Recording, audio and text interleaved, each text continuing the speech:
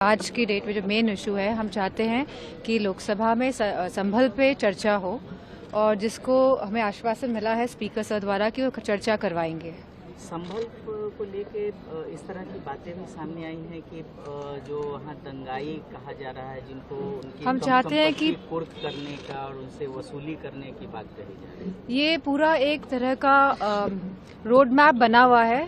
जिस तरह पुलिस वाले हैरेसमेंट कर रहे हैं उत्तर प्रदेश में, लोगों का मैनिपुलेशन कर रहे हैं और जो अपने बर्ताव जो कर रहे हैं, पहले वो एफआईआर लिखवाते हैं, फिर उनसे लगातार वसूली करते हैं। तो ये संभल का विषय तो है ही, लेकिन पूरे उत्तर प्रदेश में इसी प्रणाली से यह पुलिस और यह सरकार काम कर रही है। और दरगाह शरीफ में जिस तरह से शिव टेम्पल को लेकर जो सूट फाइल किया गया है और उस पर जो सियासत हो रही है, इस पर आपका क्या? मैं समझती हूँ जो सत्ता पे बैठे हुए लोग वो लोग हैं जो देश को पीछे जाने का काम कर रहे हैं। और जिस तरह की जो ये देखने को मिल रही हैं घटनाएं, कहीं ना कहीं ये नहीं चाहते हैं कि हमारे युवाओं को रोजगार मिले, हमारे बच्चों को आरक्षण मिले, हमारी महंगाई कम हो। तो मैं समझती हूँ लगातार इस सरकार की एक ही वन पॉइंटेडनेस में काम कर रहे हैं कि कैसे लोगों का ध्यान भटकाया जाए जो मेन इश्यूज हैं आज की तारीख में। संभल पर सत्ता पक्ष की ओर से कहा जा रहा है कि एक सुनियोजित साजिश के तहत इसको अंजाम दिया गया है। यही विपक्ष भी यही बात कह रहा है और सत्ता पक्ष भी यही बात दोहरा रहा है विपक्षी पार्टी की, क्योंकि हम कह रहे हैं कि बहुत ही सुनियोजित तरीके से इस घटना को अंजाम दिया गया।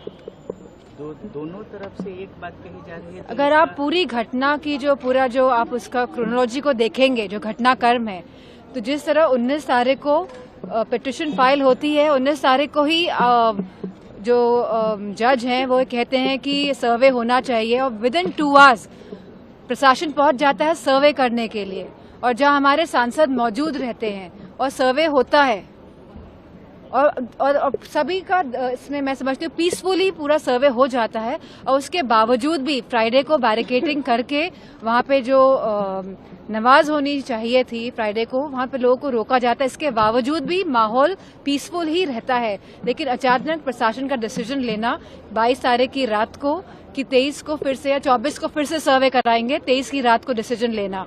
और जहाँ प्रशासन के लोग आगे चल रहे हैं, डीएम आगे चल रहा है, एसओ आगे चल रहा है और पीछे से नारेबाजी होती है, तो प्रशासन ने उसी पॉइंट में क्यों नहीं कंट्रोल किया? तो ये पूरा प्रशासन के द्वारा ही कराया गया घटनाक्रम है। कहीं ना कहीं अपनी कुर्सी बचाने के लिए यह घटनाक्रम को अंजाम दिया गया है। आज की डेट में जो मेन इशू है, हम चाहते हैं कि लोकसभा में संभल पे चर्चा हो और जिसको हमें आश्वासन मिला है स्पीकर सर द्वारा कि वो चर्चा करवाएंगे।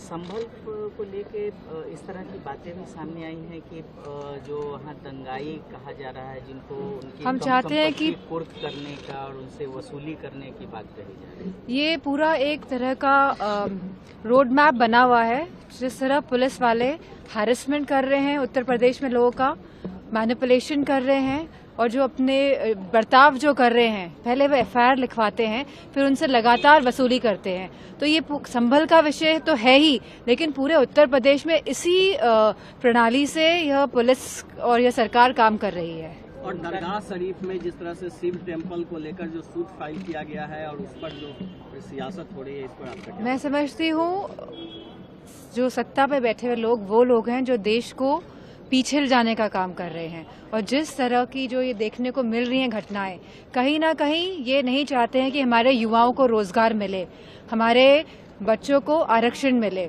हमारी महंगाई कम हो। तो मैं समझती हूँ लगातार इस सरकार की एक ही वन पॉइंटेडनेस में काम कर रहे हैं कि कैसे लोगों का ध्यान भटकाया जाए जो मेन इश्यूज हैं आज की तारीख में। संभल पर सत्ता पक्ष की ओर से कहा जा रहा है कि एक सुनियोजित साजिश के तहत इसको अंजाम दिया गया है। यही विपक्ष भी यही बात कह रहा है और सत्ता पक्ष भी यही बात दोहरा रहा है विपक्षी पार्टी की, क्योंकि हम कह रहे हैं कि बहुत ही सुनियोजित तरीके से इस घटना को अंजाम दिया गया। दोनों तरफ से एक बात कही जा रही है। तो अगर आप पूरी घटना की जो आप उसका क्रोनोलॉजी को देखेंगे, जो घटनाक्रम है, तो जिस तरह 19 तारीख को पिटीशन फाइल होती है, 19 तारीख को ही जो जज हैं वो कहते हैं कि सर्वे होना चाहिए और विद इन 2 आवर्स प्रशासन पहुंच जाता है सर्वे करने के लिए, और जहां हमारे सांसद मौजूद रहते हैं और सर्वे होता है और सभी का इसमें मैं समझती हूँ पीसफुली पूरा सर्वे हो जाता है और उसके बावजूद भी फ्राइडे को बैरिकेडिंग करके वहाँ पे जो नमाज होनी चाहिए थी फ्राइडे को वहाँ पे लोगों को रोका जाता है। इसके बावजूद भी माहौल पीसफुल ही रहता है, लेकिन अचानक प्रशासन का डिसीजन लेना 22 तारीख की रात को कि 23 को फिर से या 24 को फिर से सर्वे कराएंगे, 23 की रात को डिसीजन लेना। और जहाँ प्रशासन के लोग आगे चल रहे हैं, डीएम आगे चल रहा है, एसओ आगे चल रहा है और पीछे से नारेबाजी होती है, तो प्रशासन ने उसी पॉइंट में क्यों नहीं कंट्रोल किया? तो ये पूरा प्रशासन के द्वारा ही कराया गया घटनाक्रम है। कहीं ना कहीं अपनी कुर्सी बचाने के लिए यह घटनाक्रम को अंजाम दिया गया है।